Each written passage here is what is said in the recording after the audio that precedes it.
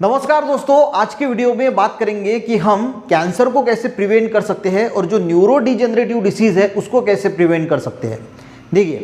पहले के ज़माने में लोग उपवास करते थे। उपवास का एक अलग जो है वो इम्पोर्टेंस था, यानी जिसको हम फास्टिंग बोलते हैं उसका एक अलग इम्पोर्टेंस था। यानी लोग जो फास्टिंग करते थे ना, वो फास्टिंग का मीनिंग क्या है वो सबसे पहले हमें समझना होगा, और ये किस प्रकार से जो है वो कैंसर को भी प्रिवेंट करता है और न्यूरो डिजेनरेटिव डिसीज यानी ब्रेन से रिलेटेड जो डिसीजेस होते हैं, जिसमें पार्किंसन डिसीज जैसे डिसीज आते हैं, अल्जाइमर डिसीज आता है, यानी जो ब्रेन के जो सेल्स होते हैं वो धीरे धीरे मरते हैं, डाई होते हैं, तो उनको हम प्रिवेंट कर सकते हैं। तो इसके लिए एक साइंटिस्ट है ओशिनोरी ओशुमी, इनको एक बायोलॉजिस्ट थे, इन्होंने इस फास्टिंग के बारे में ऑटोफेजी नाम का एक कंसेप्ट लाया, जिसकी वजह से 2016 में इनको नोबेल प्राइज भी मिला है। अब देखिए, इनका एक सिंपल कहना है, जब भी हम फास्टिंग करते हैं तो फास्टिंग का मीनिंग क्या होता है कि कुछ भी नहीं खाना चाहिए, सिर्फ पानी पे अगर आप करते हैं तो बेस्ट है। अब इससे होगा क्या,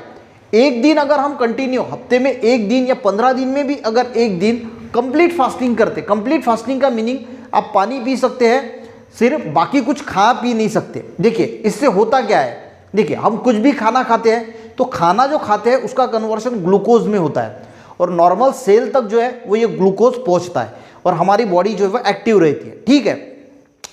बॉडी में जो कैंसर के सेल जब बनते हैं, इकट्ठा होना शुरू हो जाते हैं, तो इनको जो है वो जो नॉर्मल सेल है उनके मुकाबले डबल ग्लूकोज की जो है वो ज़रूरत होती है।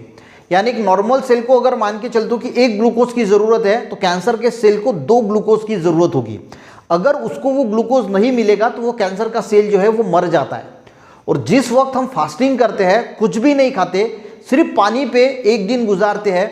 तो होता यह है कि बॉडी में ग्लूकोज ही नहीं बनता, और ग्लूकोज नहीं बनता और कैंसर के सेल को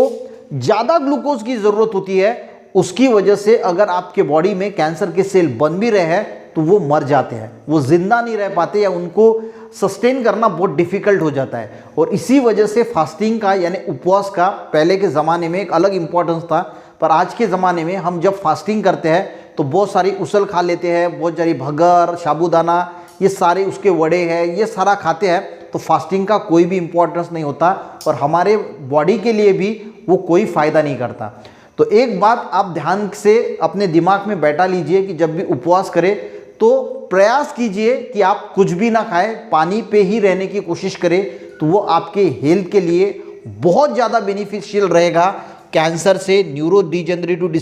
डिसीज़ है उससे प्रिवेंट किया जा सकता है, आपकी बॉडी ऑटोफेजी में जाएगी और आप इस डिसीज़ से जो है वो प्रिवेंट हो सकते हैं। वीडियो अच्छा लगे एक लाइक ज़रूर करना, अपने दोस्तों को भी शेयर करना, चैनल पे नए ज़रूर सब्सक्राइब करना। मिलते हैं नेक्स्ट वीडियो में, तब तक के लिए जय हिंद।